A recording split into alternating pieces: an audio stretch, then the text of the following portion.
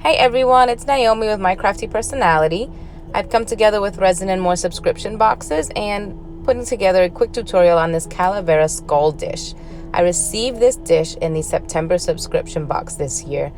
Their boxes are amazing if you're getting into resin and just starting out, or even if you're already into it, just to keep up with different things that you won't typically buy yourself.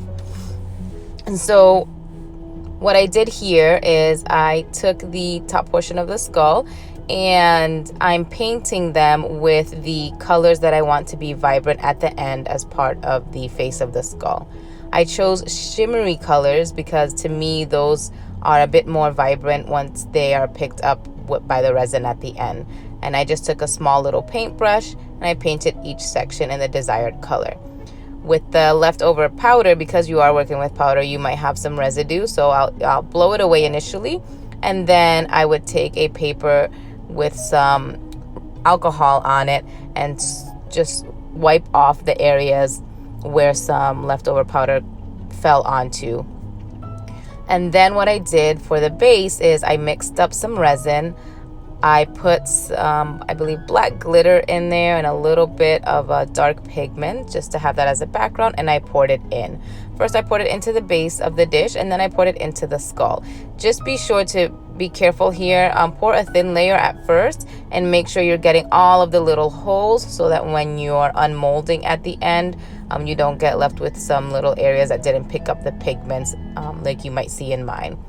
So here I'm demolding once there's the final product. The black that I use for this also had some red glitter, so there's black and red glitter in here. It looks amazing. Look at that nice glitter.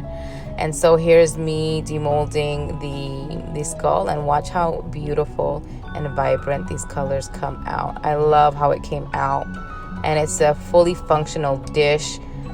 The lid goes on it, fits perfectly into the base. Look at how beautiful this is.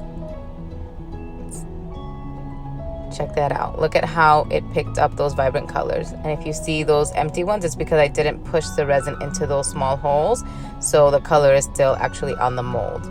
And then I'll show you here how the lid fits perfectly onto the dish. And I'll put some final photos. I hope you guys enjoyed this. And let me know if you want to see more quick tutorials like this, or if you prefer more in-depth tutorials. Have a good day. Check out Resin&More subscription boxes if you want to get into resin, or if you want to get some cool molds that you otherwise wouldn't get. And they also include a lot of other nice trinkets that you can play with. Enjoy.